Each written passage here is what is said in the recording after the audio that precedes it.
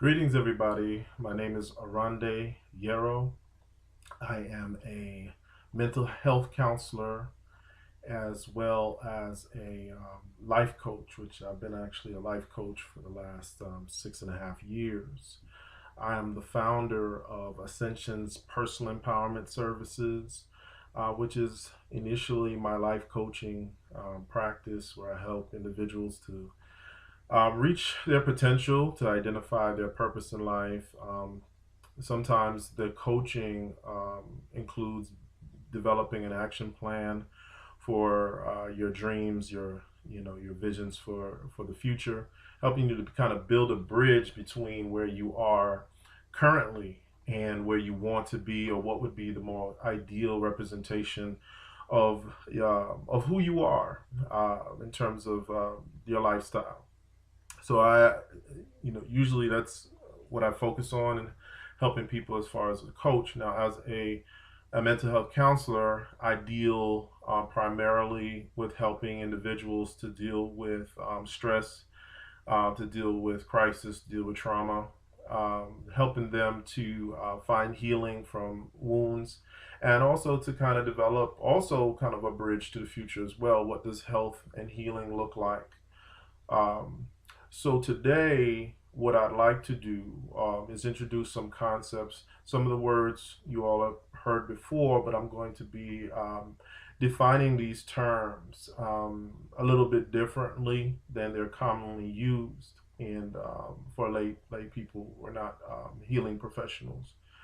Um, so what we're going to be looking at is the role of trauma in our lives, in the lives of our people, and in the lives of us individually, our families.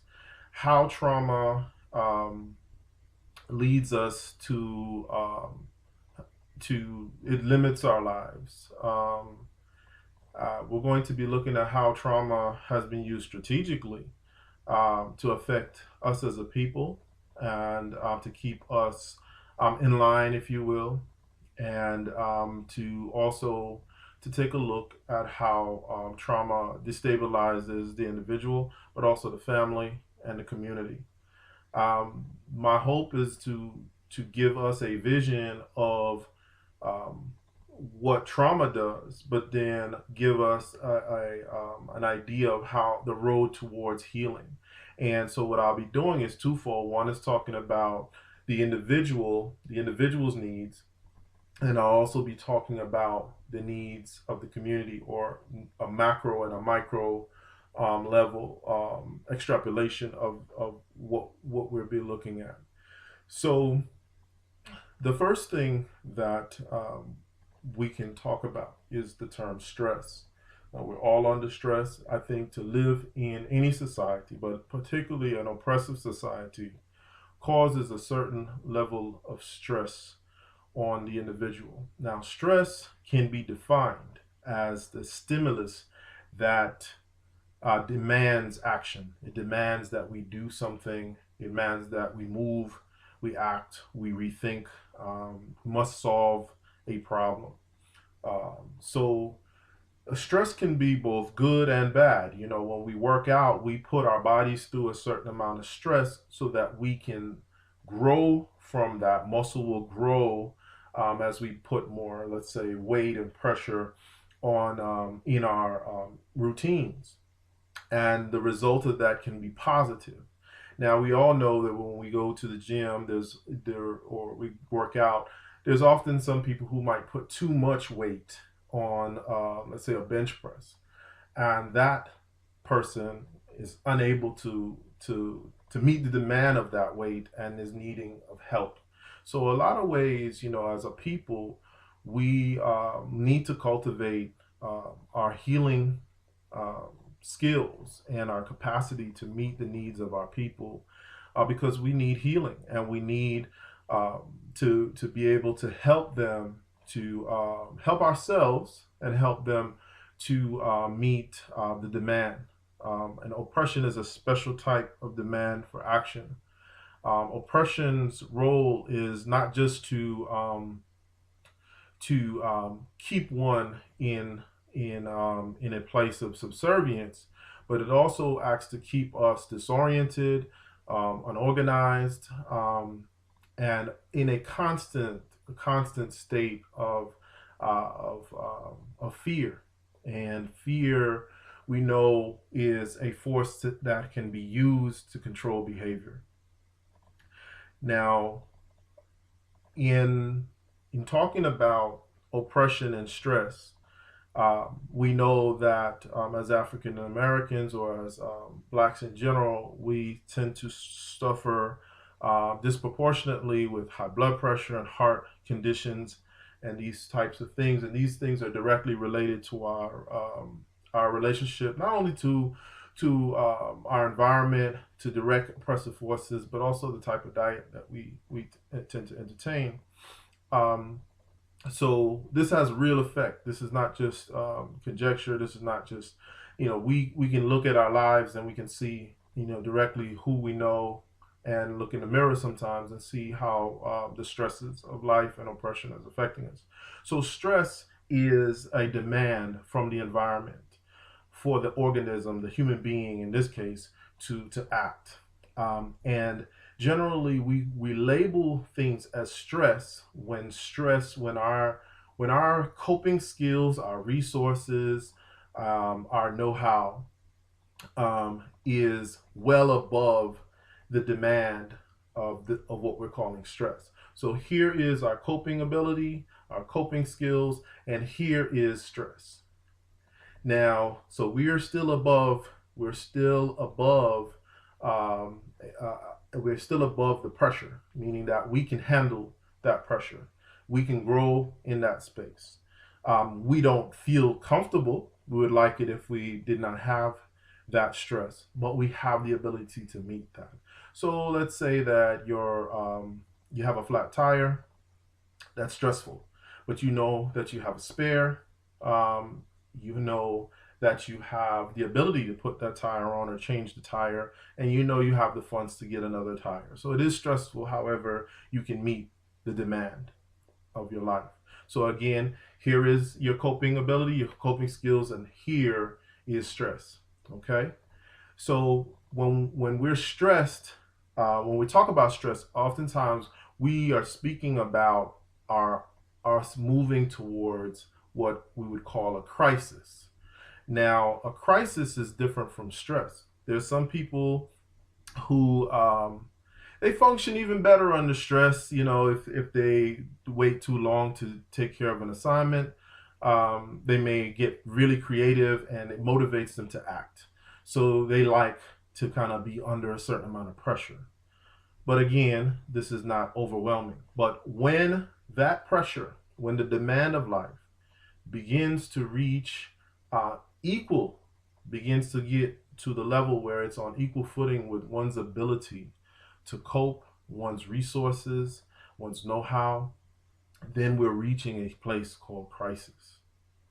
And in a crisis, this it demands not only that you act, but crisis demands your attention.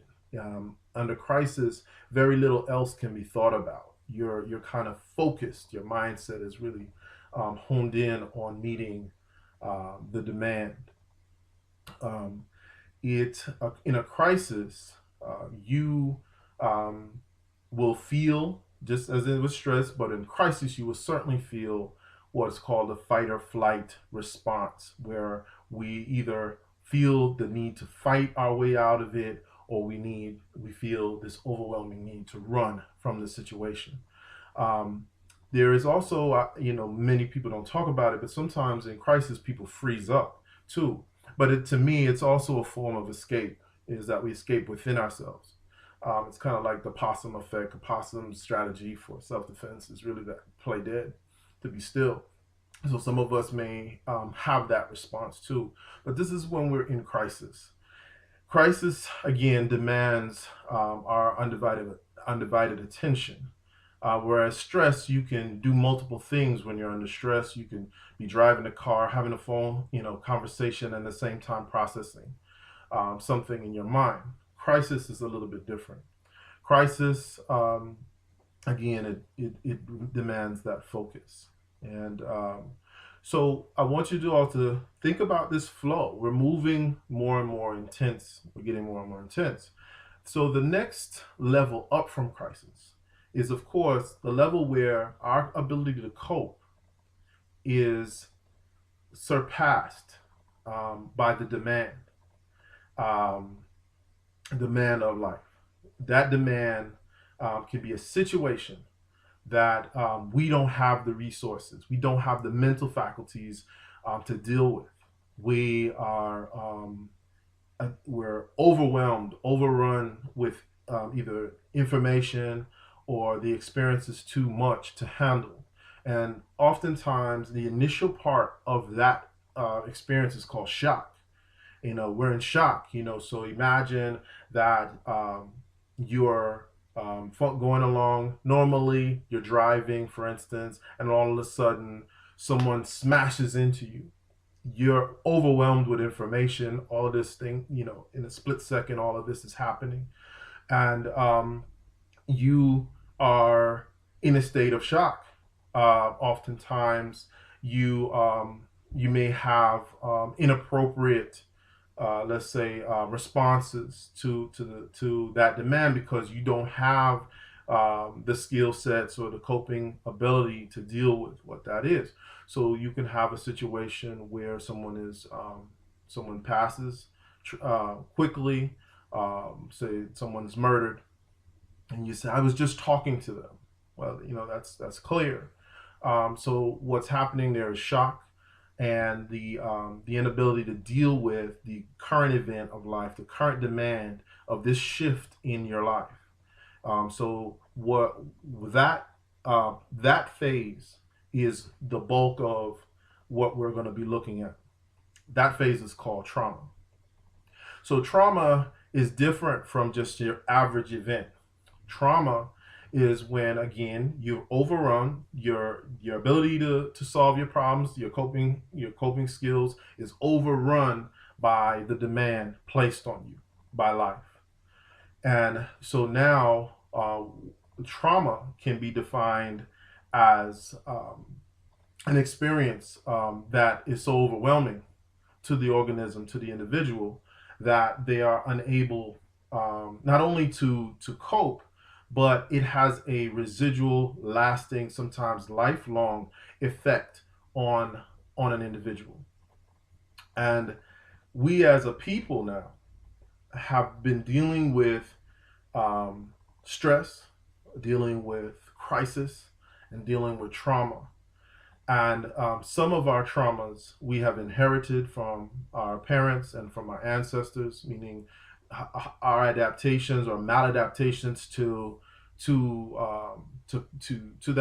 trauma in the past. Can we imagine if we just think back to how did our ancestors deal with lynching? How did our ancestors deal with injustice?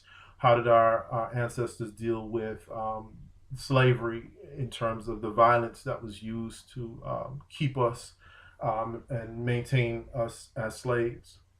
And we don't have to um, discuss that here, but there's a wealth of information on the level of violence, the level of trauma that our ancestors had to deal with, and how does an individual deal with that, and what are the residual effects that is either passed on to a parent, from a parent to a child. Now, current research, and I'm sorry I don't have the exact names of the research now, but there's current research that's suggesting that something that happens in one generation, a traumatic experience, can have effects, can be shown from that experience in generations later.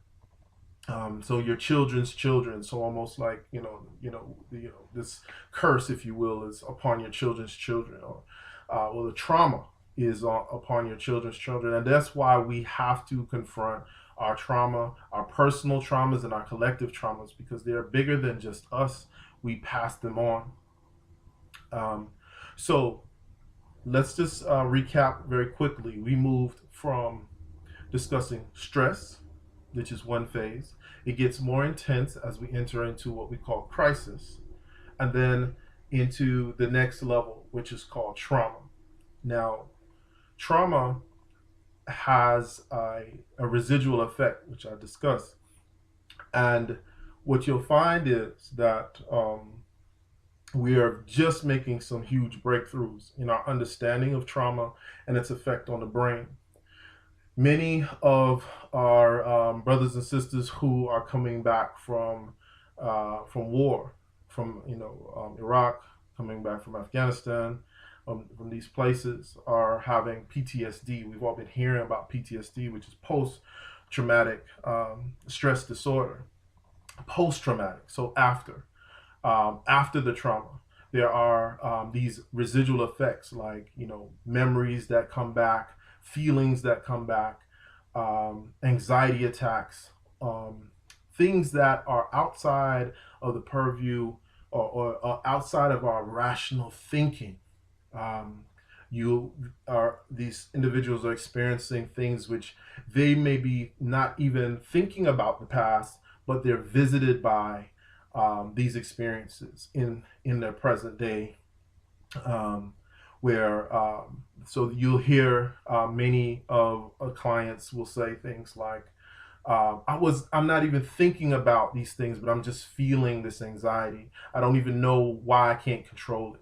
And a lot of what I've had to do in terms of helping veterans that I work with is explain to them that this is not about your inner strength or your lack thereof. It's about that what happened to you was so overwhelming on the brain that it has had a lasting effect. Now, for those who are a little bit older, they may be able to relate to this concept that I'm going to share. But back in the days when you had a favorite song on the radio, we used to record with our tapes. We used to try to record the radio, because many of us didn't have enough money to buy the CDs or the tapes or whatever. And so you knew when you were sitting and waiting for your favorite song to come on, and you would try to quickly press down, which is you press play and record together, and in order to record the song. So sometimes, if you had a cheap radio like I did, um, the buttons would get stuck, and then you could not release the buttons. You would have to kind of manually do it. Sometimes you even break the buttons. So I'm using that as an example just to say that the trauma that one experiences, you can forget about them. You can move on with your life, as many of us try to just move on from these traumatic events as a people and as individuals. But that button, that experience is like that button that is stuck, that we're stuck in our brain. It has registered in our brain in such a way that we haven't been able to resolve this conflict.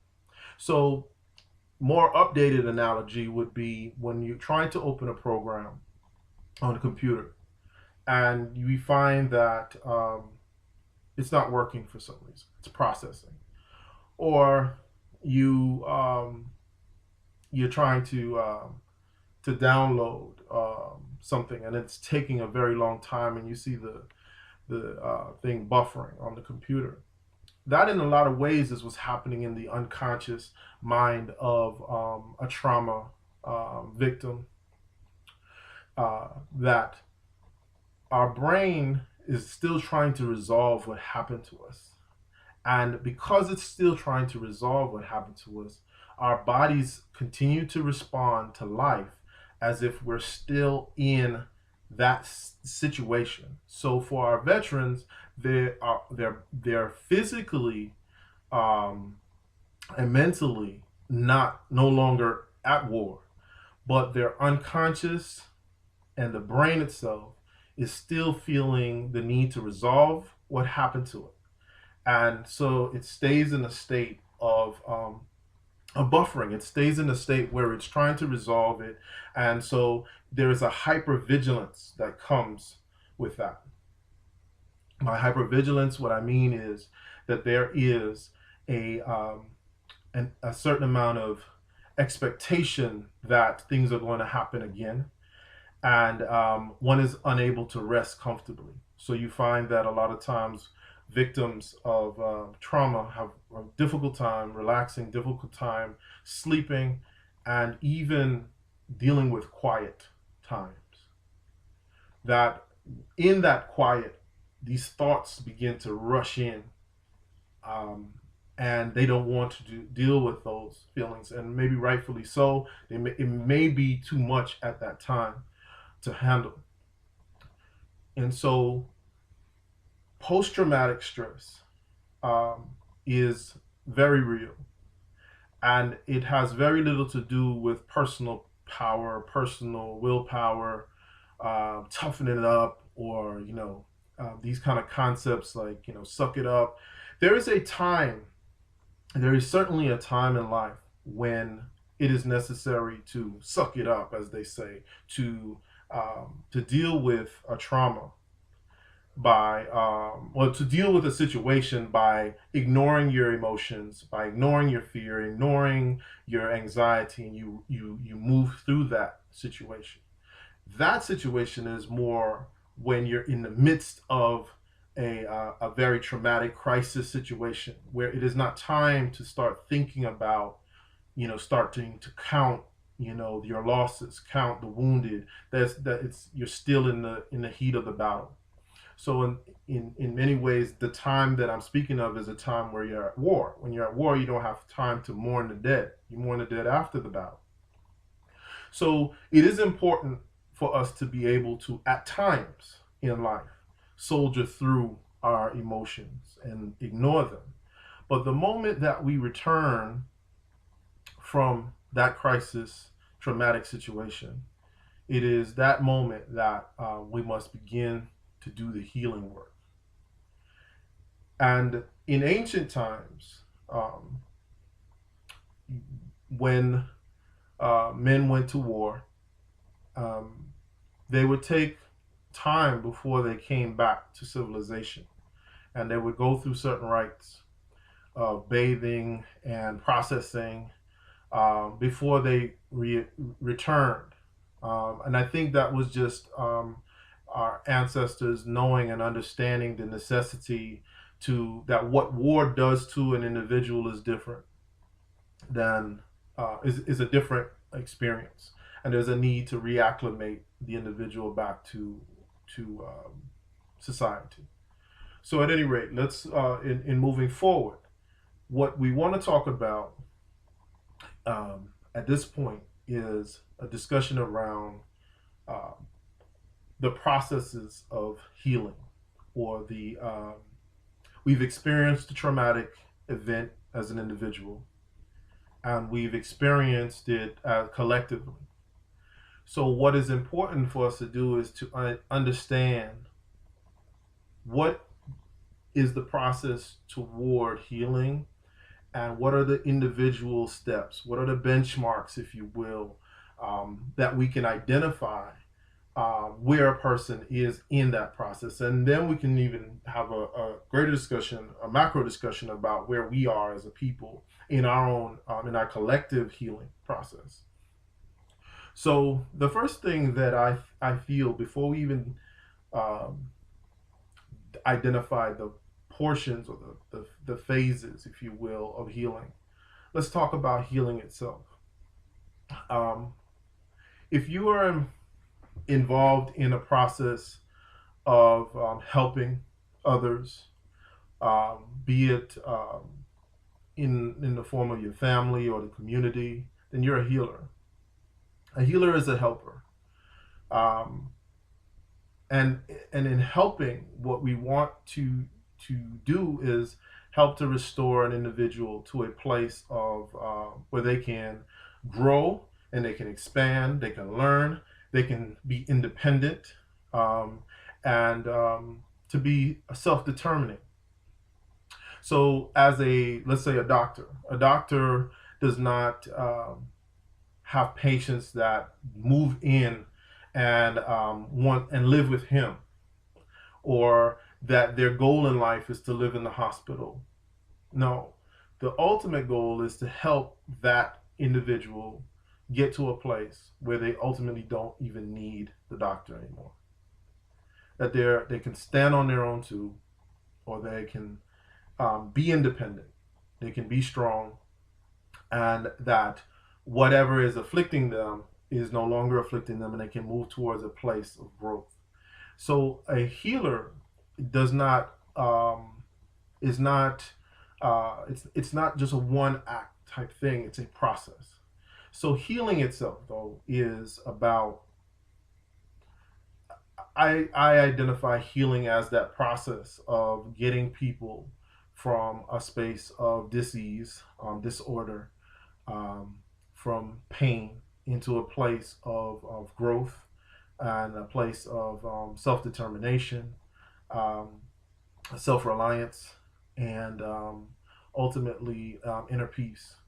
So, as we're talking about emotional healing, we want to expand from one place which is filled with anxiety, filled with hopelessness, and moving towards a place of hope and faith and inner strength. That ultimately is a inner transformation as well as an outer transformation, a physical transformation for many of us. So let's look at the phases of healing. So the first phase, and again, as I said in the beginning, was that we'll be using some of these terms a little bit differently than they're generally used with the public. So the first term is the victim, or the victim stage. A victim is someone who ultimately has been destroyed by a situation, by a crime, by an event, an accident. They are no longer the same, or this event has put them in a situation where they can't function as they used to function. Um, a victim is usually has a sense of hopelessness, because it's when one is a victim, you can't make sense out of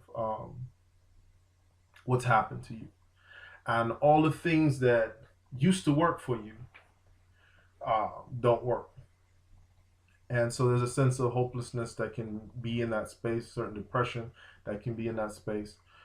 A victim, if they're not killed by the event, can be wounded in their spirit and have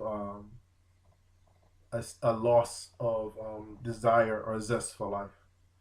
Anhedonia is that loss of enjoyment of life. So victims can experience that. The goal of a healer is to help a person who is identified in that space, or people who are identified in that space, to move to the next level. In as some of the concepts, before I go forward, I want to say that some of the concepts that I'm borrowing from came from a very powerful book called Victims to Survivors to Thrivers. And that's by, what is her name? Barbara Whitfield. Great piece of work. The important piece, though, is just understanding that, when a person is in a victim stage, there is hypervigilance. The hypervigilance that comes from not wanting whatever happened to them to happen again. Now, of course, that's a very rational experience, but hypervigilance, or that's a very rational response, but hypervigilance is a little bit more than that. That is, it is actually it's when one has so much anxiety about life that one is not even able to enjoy life, is not able to even live their life the same, because they're worried about whether this situation may happen again to them.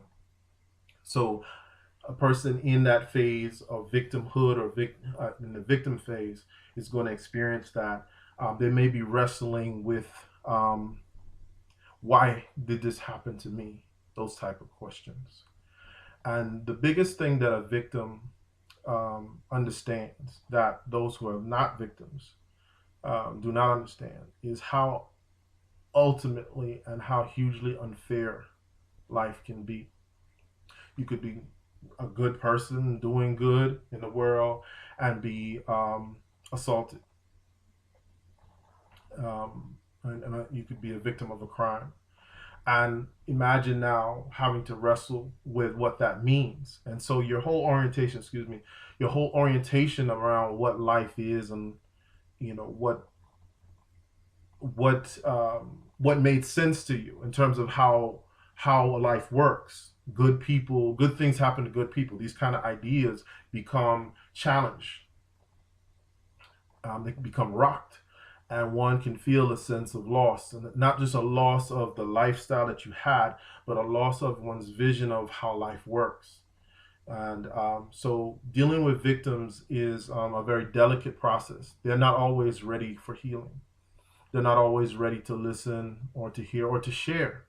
And they may be very suspect of all people. And in many ways, it makes sense because they don't have the comfort of the peace that that someone else may be carrying because they hadn't experienced that. They're constantly feeling that this situation may happen again. But when a person begins to reach out in different ways for help, they're moving out of the phase of victim and they're entering a new phase. And that phase is the phase of a survivor. So a victim is often hopeless. They feel hopeless. They they may go through that process for some time. If they stay stuck there, then their life is ruined from that place. A survivor is a person who begins to understand that this situation happened to them. They don't quite know why. There may not be a good answer to why, but they're beginning to share. They're beginning to reach out to others. And for every person, these phases may be different. And you can't force anyone to move from one phase to the next. You can just be present with them. But the survivor is a person, usually when we talk about survivors, we're thinking about someone who is left over after other people have died. Or, in this context, we mean someone who's moving out of the victim phase and is starting to take ownership of their life again. And they're starting to reach out for help. They are starting to they're beginning to be hopeful about life. They're starting to feel less anxiety as they're learning to manage their emotions or their feelings. One of the first things that we do as healers when we're working with victims and people who are also as we're trying to get them to be survivors is emotional regulation, because as victims, a victim, the traumatic event that has happened to them has made such an impression on their bodies. There's another great book called "The Body Keeps the Score," and it talks about how our bodies hold trauma. And so, even as our minds, we want to be in another place. We want to be in denial of what might have happened, or we don't want to talk about it, but our bodies are wrestling with it, with anxiety, or sometimes even numbness, which is another identifier. You don't feel anything. And that's understandable given what may have happened to them. So a survivor needs to learn how to regulate those emotions, how to get control over those feelings, how to start to process, how to get out and talk about what's happening, how to breathe and relax, and to be present. Being present is a very important tool, or important benchmark for people in the healing process. If you're too far in the future, you're in denial. If you're too far in the past, you're stuck. Um, and so being able to be present and to understand, yes, this happened, and that sometimes, I have to tell my clients. I say, yeah, it sucks, and that's real. Um, there's a certain amount of rawness that comes when you talk to victims and survivors. They understand that life is difficult. They understand how unfair things are.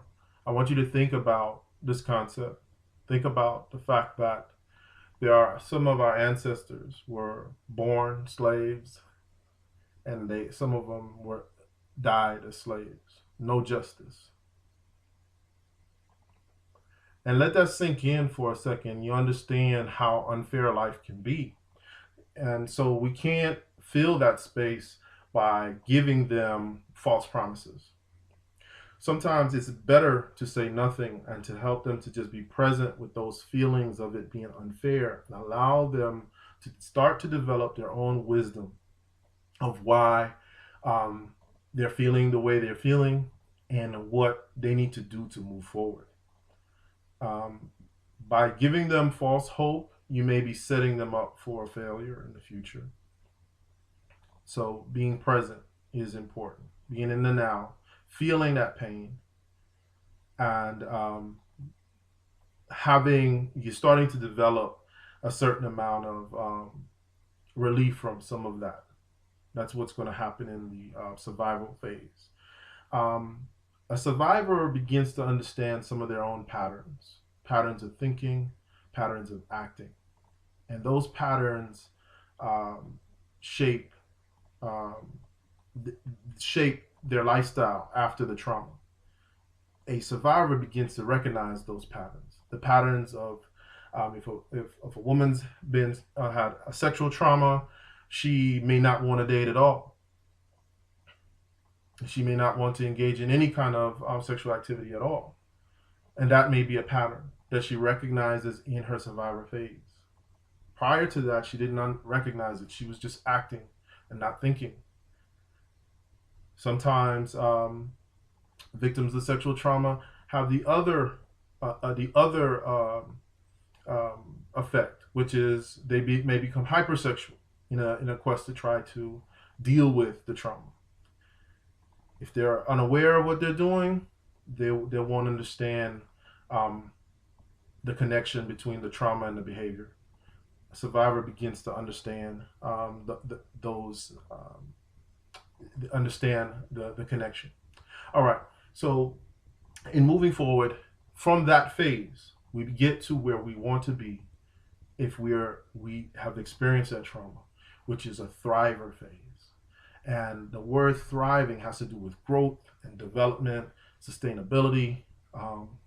This is when a person has gone through the victim stage, the survivor stage, and now they're at a place where they're at peace with what happened to them. Now, it doesn't mean that um, everything is hunky dory. What it means is that they're in a space where they understand that it's unfair. They understand um, uh, how much pain they've gone through, and they understand how ugly life can be. But they're developing a zest for life. They're starting to develop a faith in themselves, and faith in the life process. So the difference may be that a person in a survivor or victim phase, they're hyper vigilant. They don't want to experience that. By the time you get to survivor phase, you're a little vigilant. You're still worried, but you're starting to try new things. You're starting to do, delve into some new things, or even some old things that you used to do that you no longer did because of your trauma. But the thriver looks at what happened to them differently. They say, you know, that did happen to me, but I know I'm stronger than this. I know that I'm bigger than this. And I know that whereas the survivor might say, I don't want this to ever happen to me again, and they're worried. The thriver says, you know what? Life is unpredictable. If it happens to me again, I can make it through. I'll be okay. So a thriver starts to develop a more positive outlook on their own abilities to cope and heal. They've now defined life differently. They've gathered the wisdom from their victim experience, their traumatic experience, I should say, and their heart is beginning to kind of open up to people. They're sharing their story. They have new skill sets, and they're not angry at life.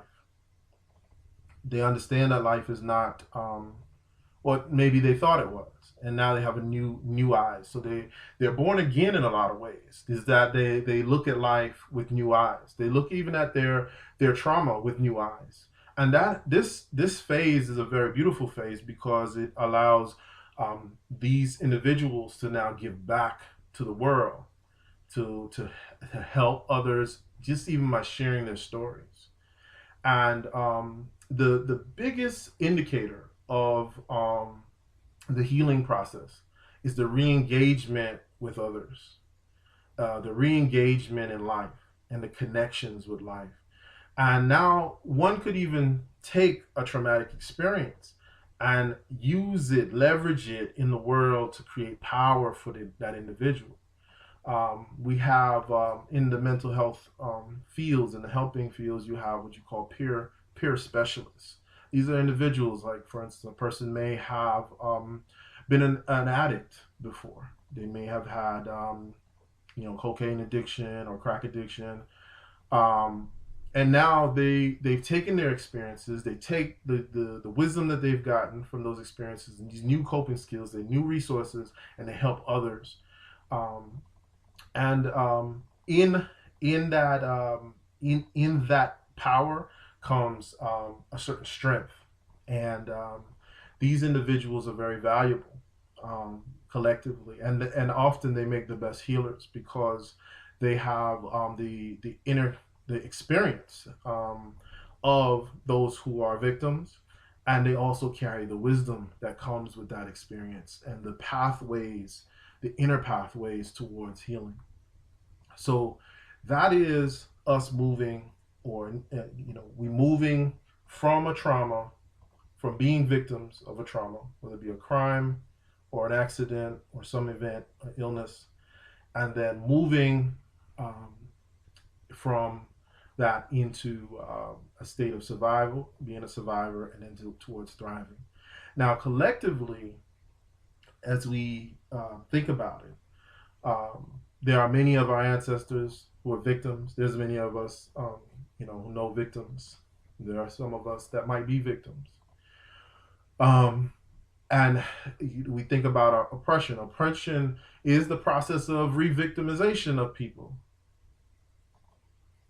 To lose that faith, to be in this state of hypervigilance, people can control people very easily. When you think about prison culture, the person who um, can inflict the most trauma usually gets the most power, respect. They have the term called, pop it off. Who can pop it off the fastest, or who's willing to.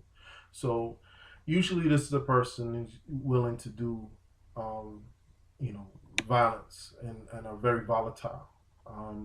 That fear creates authority, and then authority equals power. So that's in many ways is a microcosm of the what we deal with as a people. The one who has the power, the ability to inflict this damage to us collectively, and there's not much that we can do about it. It's a very scary place to be in. Our goal as healers is to help us move out of that phase. I think if we look at it from the historical standpoint, it's debatable. I would say that we are in our survivor phase. You know, we have one foot in our victim situation and another foot as we're trying to have a new vision forward. And I think that's why these types of functions are very important. So, at any rate, um, that would be the conclusion of my presentation. I'm definitely open to hearing from anyone who has questions or comments that they would like to add. Again, my name is Oronde Yarrow. I can be found at ascensiontime.com. That's my website, www.ascensiontime.com, as well as you can reach me by email at ascensionscontact@gmail.com. And I thank you all for listening. Peace.